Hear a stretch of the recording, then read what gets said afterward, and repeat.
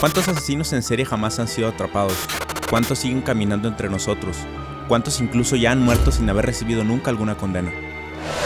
Década de los 70 en el estado de California, en pleno auge del movimiento hippie, existía un área al noreste del estado llamada el Triángulo de la Esmeralda, nombrada así por ser la región productora de cannabis más grande de todo Estados Unidos. Era perfecta ya que era sumamente inaccesible y rural, dificultando a las autoridades identificar las plantaciones. Y por supuesto, era foco de muchos hippies que se movían y acampaban por todo el estado. La pareja de Topher y Bernadette se encontraba montando un campamento improvisado al lado de un sendero en el bosque, cuando de pronto se mostraron sorprendidos al ver que un hombre alto, con gafas y una gorra de béisbol, salía de la nada. Los extrañó demasiado, ya que la área estaba sumamente despoblada. De cualquier modo, el tipo se puso a conversar con ellos al tiempo en que la chica estaba haciendo notar su incomodidad. Y en un momento el extraño hombre convenció a Topher de que le ayudase a identificar un animal extraño que se encontraba a unos 100 metros de donde estaban. Y ya alejados del campamento, el tipo golpeó a Topher hasta la muerte, para luego regresar y asesinar a Bernadette. Un crimen perfecto, pues nadie se encontraba cerca, y siendo unos hippies errantes, nadie nunca iba a saber el lugar donde acamparon por última vez. Este era tan solo uno de los modus operandi de un presunto asesino en serie llamado John Charles Treffield, quien llegó a matar hasta 25 personas.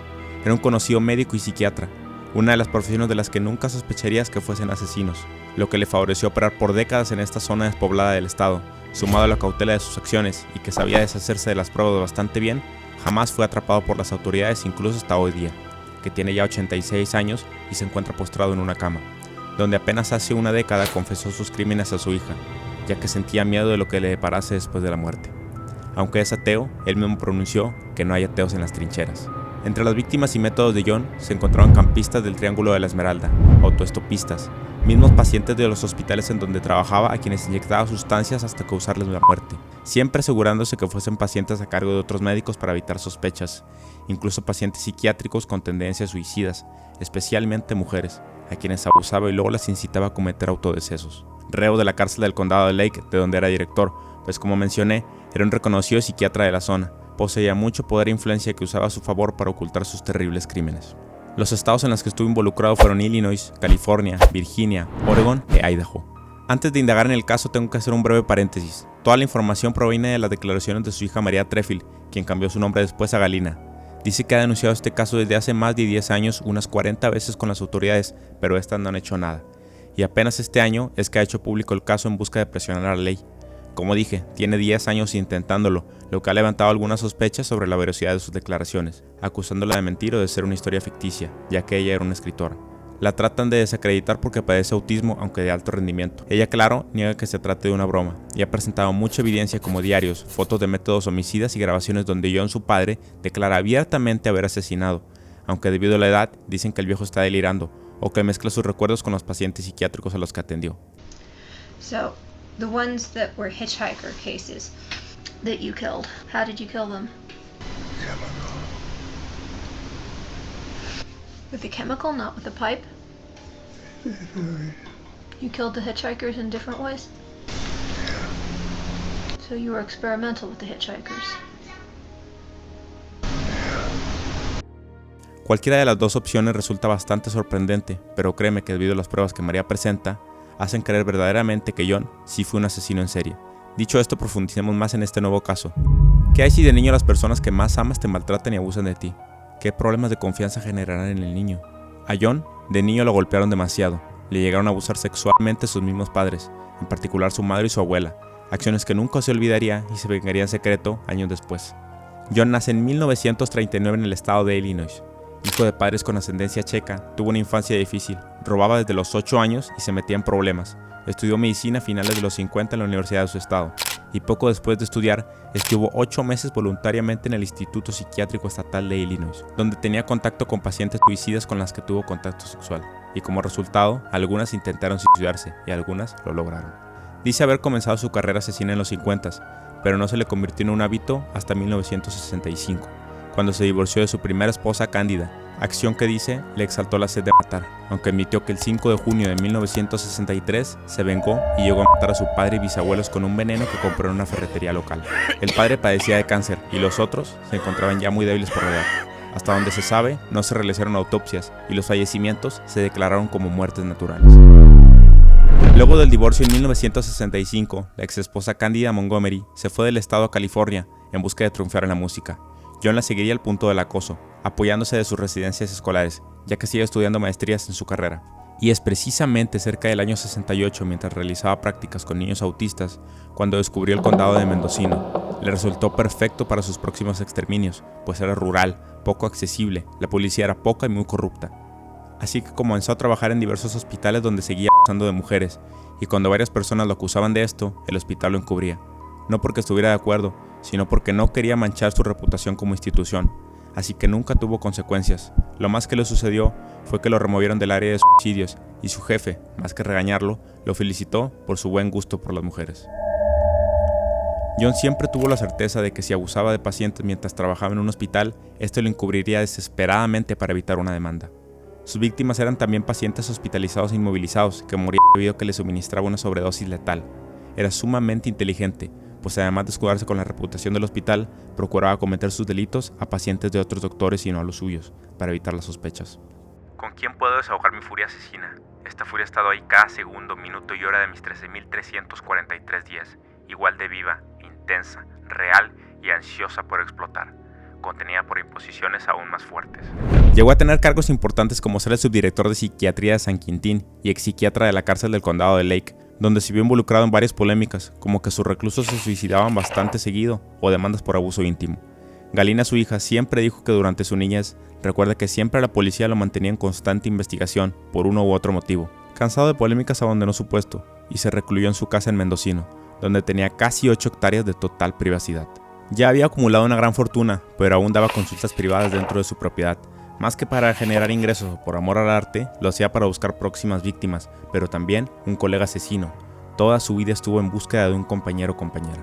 En 1980 John huyó a Virginia, después de que varios pacientes lo acusaron de drogarla sin su consentimiento y encerrarlas injustamente en celdas acolchonadas dentro del hospital en donde trabajaba.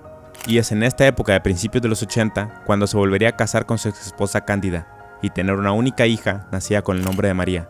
La hija pasó una infancia sumamente extraña, aunque dice que su padre en la vida diaria no era agresivo y que se mostraba bastante dócil. Comenta que tenía un tono de voz bajo y que escuchaba atentamente a los demás. Recuerda que no pocas veces vio que varias mujeres se enamoraban perdidamente de John. Era alto, fuerte, doctor, con mucho dinero y además siempre las terminaba de conquistar con una historia de abuso familiar. Tuvo 2 parejas después y desaparecieron de maneras misteriosas, y el John del presente se niega a dar información de esto. De cualquier modo, su pareja principal, Cándida, estuvo con él 8 o 9 años de nuevo hasta volver a separarse, y John mantuvo la custodia de María, quedando prácticamente sola con su padre. Aunque no lo ha declarado explícitamente, por notas de sus diarios o como a veces la hija le describe, sorpresa no sería que la abusaba al menos físicamente.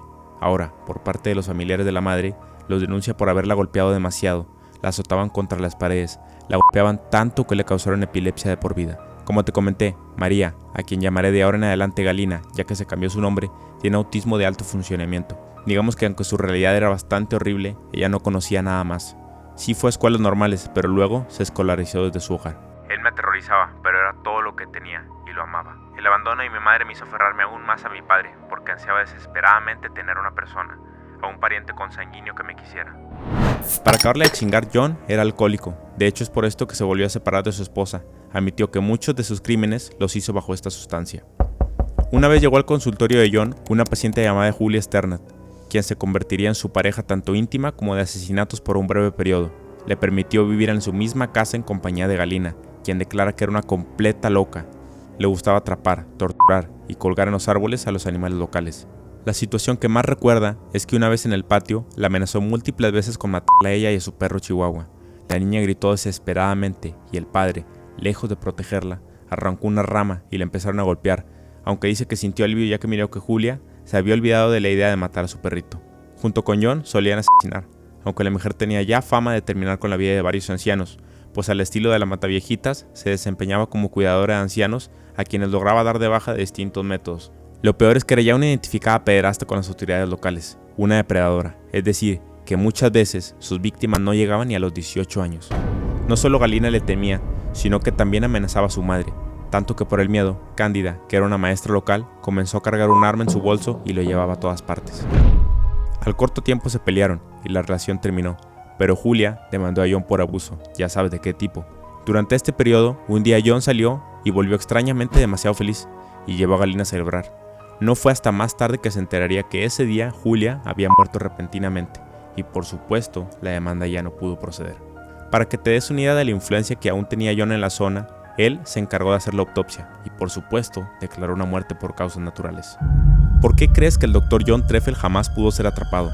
El cabrón era muy estudioso, tenía libros de asesinos en serie de la época, los cuales estudiaba muy de cerca, viendo sus errores y motivos de arresto. Incluso obligaba a su hija a que leyese de ello. John se deshacía habilidosamente de toda prueba, enterraba cuerpos, quemaba pertenencias, falsificaba expedientes y nunca seguía un patrón de asesinatos para evitar que se relacionasen las víctimas con un mismo autor. Una vez le dijo a la hija, para ser un asesino en serie exitoso, uno debe de tener 3 cosas. Estar dispuesto a viajar largas distancias, incluso horas para conseguir una víctima. 2. Estar dispuesto a cambiar regularmente el método de asesinato. 3. Estar dispuesto a atacar a personas de orígenes, edades y apariencias muy diferentes. Dijo que si alguien hiciese esto, la policía nunca podría vincular los casos y la gente ni siquiera sabría que hay un asesino en serie.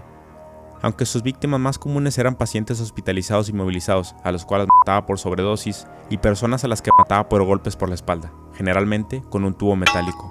Era su arma homicida por excelencia. No declaró ningún asesinato con aparatos de detonación. John guardaba media docena de tubos metálicos debajo del asiento de su Silverado.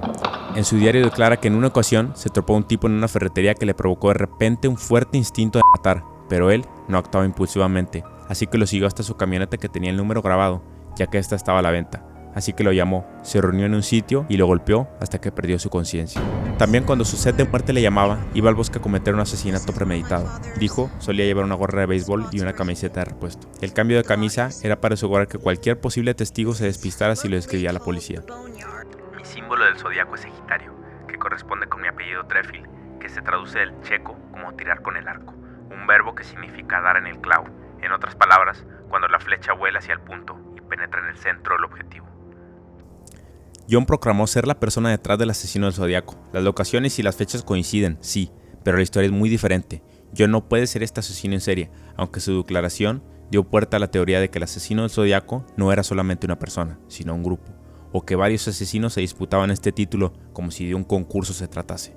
Debes saber que California, y en especial la zona donde operaba John, era un nido de este tipo de criminales. Fue el hogar de los siguientes asesinos en serie, delincuentes sexuales y homicidas famosos: Buck Walker, Charles Manson, Herbert Mullins, John Avinel, Jim Jones, Kenneth Parnell, Leonard Lake, Susan Atkins y Trevor Johnson. La secta de los hijos de Dios, cultos satánicos y muchas otras sectas cuyos nombres solo conocen los veteranos locales. Sus diarios, en los que sostenía una pésima letra debido a que tuvo que aprender a volver a escribir con su mano izquierda debido al Parkinson, tiene declaraciones bastante explícitas como las siguientes: follar es violar, un intento de destruir a la otra persona, borrarle la sonrisa de la cara, obligarla a tomarse en serio lo que estaba haciendo. La mayoría de las mujeres son y quieren ser dominadas por un hombre, y yo lo haré. Me doy cuenta que tengo tremendos impulsos de violar y asesinar, y que la razón por la que lo reprimo son razones internas, restricciones que me han impuesto. ¿Soy un bebé, un niño, de verdad, o simplemente me lo han enseñado? ¿Son mis necesidades tan fuertes, o simplemente las he creído tal como me las han enseñado? La respuesta es la ira, la venganza y la violación de mujeres. Mi lado oscuro, malvado, cruel y sádico es parte de mí. Soy yo, el asesino, el monstruo, el lunático furioso de mi pesadilla de toda la vida. Debo aceptarlo, integrarlo. Necesito su poder. Aún tengo solo 41 años. Podría tener una chica de 25, pero podría tener una de 13 si buscar en Asia o en el sur de la India. Dentro de su vasto terreno, John construyó un fuerte subterráneo que apodó La Tumba, donde secuestraba a sus víctimas para jugar con su miedo hasta por 3 semanas, en especial a las chicas. Al Dr. John Trefel le encantaba hablar de cómo asesinaba, pero le disgustaba ver a las víctimas como personas. Para él, era mejor concebirlas como objetos. Las descripciones físicas son muy escasas. Su última víctima conocida se trataba de una chica de 20 y tantos años que hacía autostop afuera de un restaurante en Fort Bragg. Su intención era secuestrarla y tenerla cautiva un tiempo en la tumba, para luego terminar con su vida. En algún momento del recorrido, la chica se dio cuenta que el tipo que le recogieron depredador y peleó por su libertad, hiriendo gravemente a John, pero lamentablemente este la mató con sus propias manos y se deshizo del cuerpo. Estamos hablando de finales de los 2000, cuando John ya tenía 60 años y terminó tan dañado por la pelea que decidió que esta sería su última víctima, al menos según sus palabras. Es así como terminó la vida criminal del psiquiatra John Charles Trefil. Su hija, aunque sabía que había comportamientos muy extraños en su padre, no fue hasta el 2012 cuando éste le confesaría la mayoría de sus crímenes. Menciona que gran parte de la razón por la que le confesó sus crímenes fue, en realidad, una esperanza de redención. tiene mucho miedo de lo que le espera después de la muerte. Galina se le ha pasado más de una década pidiendo a las autoridades que tomen cartas en el asunto, pero no ha procedido en ninguna de sus peticiones. La policía de Mendocino se conoce por su ineficiencia y corrupción, así que muchas personas sostienen que la historia es verdadera. Pues si no, ¿qué le haría hacer tal denuncia contra su padre? ¿Qué es lo que está tramando? La policía dice que investigó y no encontró nada, además de que las grabaciones donde declara dicen que Galina le presiona fuertemente sus respuestas, aunque ella menciona que su padre apenas si le confesó sus crímenes a ella con mucha vergüenza. Y conociendo a su padre dice que él no se siente cómodo en compañía de hombres, incluso solo permite que enfermeras la atiendan en el asilo en donde se encuentra hoy en día.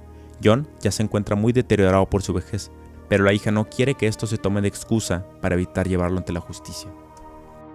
No me canso de repetir que si John Treffield cae, no lo hará en silencio. Fue un destacado psiquiatra del condado de Mendocino durante 20 años. Fue testigo experto de la fiscalía en casos de depredadores. Dio conferencias a las fuerzas del orden sobre cómo capturar depredadores. Estuvo involucrado de forma remota con la secta de los hijos de Dios. Conoce secretos de personas muy influyentes. No puedo omitir esto en relación a que no ha ocurrido nada en cuanto a su arresto. How did you kill her? You don't remember how you killed her? You just killed her? What I remember is that I felt very ashamed of myself. You felt ashamed before or after you killed her? Juzga por ti mismo. Al final, el tiempo dirá si en verdad se trataba de una historia verdadera o un elaborado invento. Tiene poco que el caso se le dio a la luz, por lo que la información aún es fresca. Esperamos que pronto se dé un veredicto final y podamos saber la verdad de este caso. De tratarse de un formado asesino en serie, se posicionaría como uno de los más inteligentes y letales, pues si no hubiese declarado él mismo, nadie sabría de su situación y pasaría desapercibido entre las personas comunes, hecho que hace preguntarnos, ¿cuántos asesinos siguen sueltos a día de hoy? ¿Será que solo vemos capturados a los menos hábiles? Como el mismo John dijo, mataba a diferentes personas sin importar raza, género o profesión, evitando que se trace un patrón, y sin un patrón de asesinatos, no se puede tejer la idea de un autor común. Gracias por ver mi video. Este caso me interesó demasiado, así que estaré atento a las nuevas noticias, y si sale nueva información suficiente, armaré un nuevo video. También con muchas cosas que omití para no alargarlo mucho. Hasta luego.